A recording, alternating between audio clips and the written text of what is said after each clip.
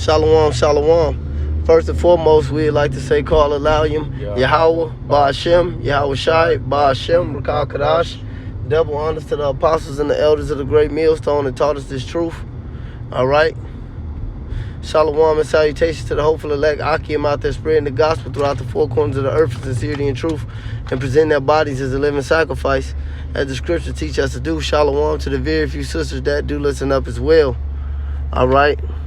I'm the brother Yarmaya from Great Millstone Chicago camp. It's Brother Batakallah. And basically, I was in the spirit meditating on how that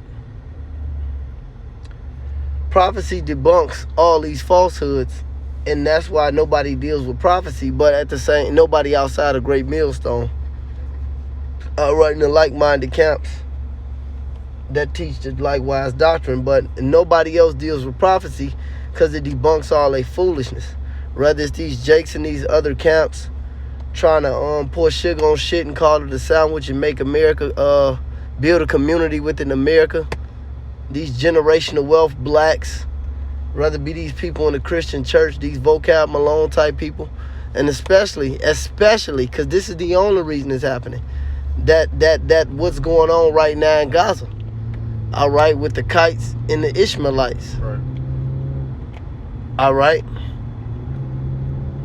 Prophecy debunks that, but it proves that. It proves all these things are false, man.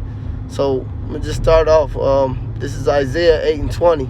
It says, to the law and to the testimony, if they speak not according to this word, it is because there is no light in them. Khan, and like the brother said,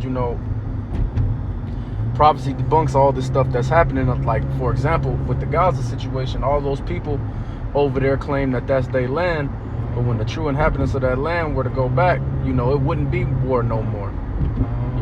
Like the scriptures say, they'll turn they I'm gonna get it. Khan. But the people who really supposed to be there, the true Israelites, would be dwelling in peace in that land. Nobody would be able to come against them because the Lord would be with them.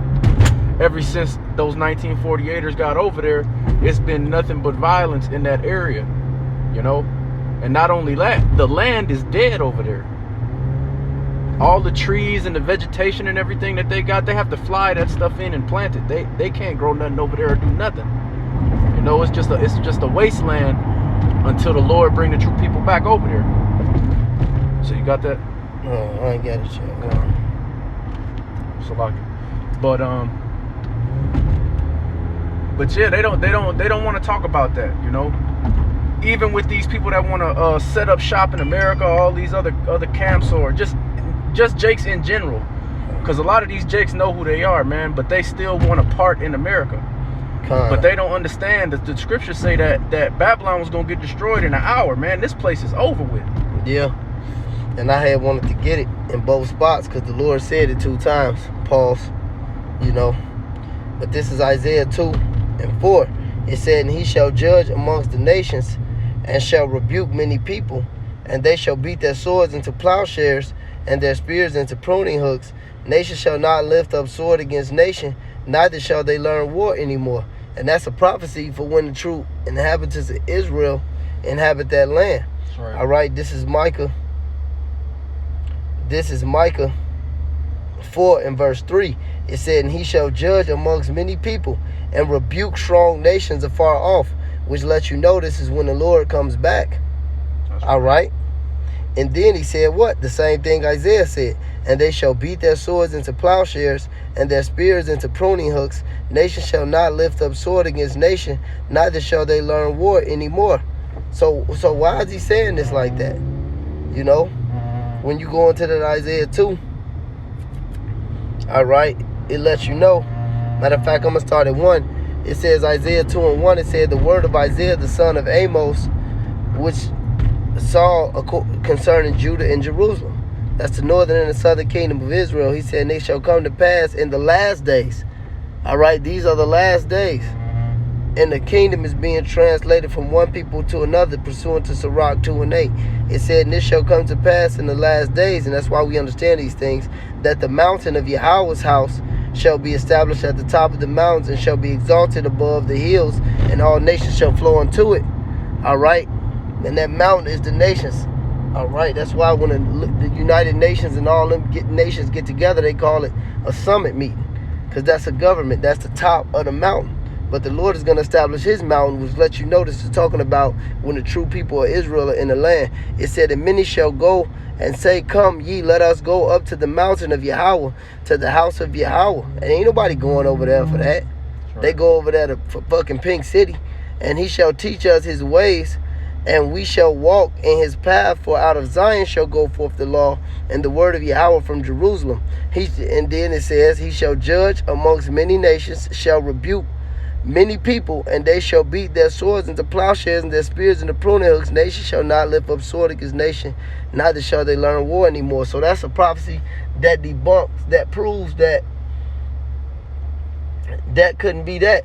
Right. You know, those are Ishmaelites and Amalekites fighting over our land, man. That's right.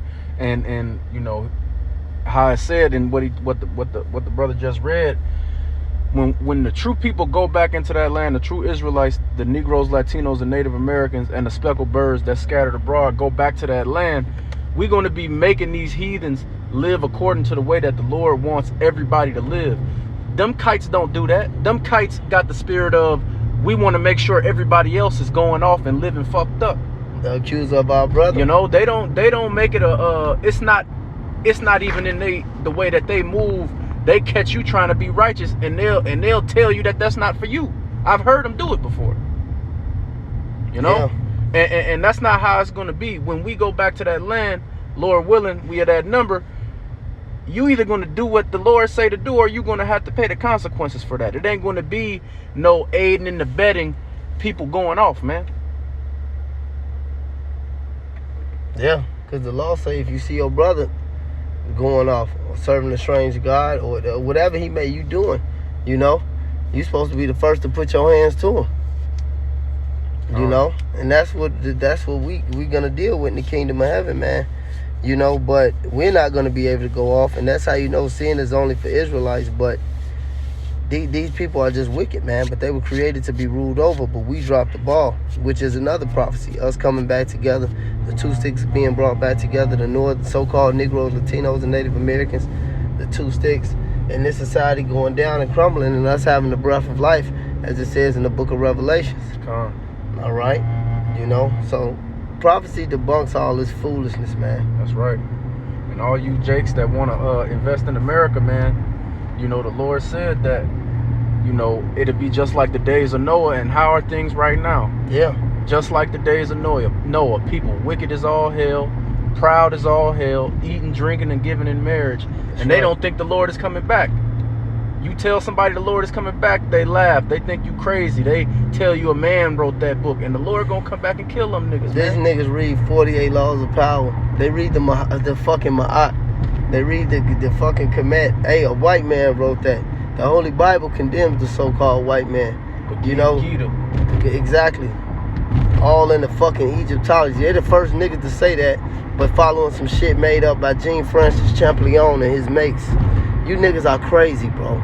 And the Lord is going to destroy all you niggas, man. But all this stupidity proves that you're the children of Israel and you're fit to be burned, man. That's it. That's right. With that being said, we're going to give all praises, honor, and glory to Yahweh, Ba'ashem, Yahweh Shai, Ba'ashem, Ruach. Double honors to the apostles, the elders, and the men of Great Millstone, as well as those men that preach and teach the likewise doctrine. No compromises, no mixing it to fix it. Shalom to all the Akim and the few Akwat who may be listening. Lord willing, this was an edifying lesson. Until next time, Shalom. Shalom.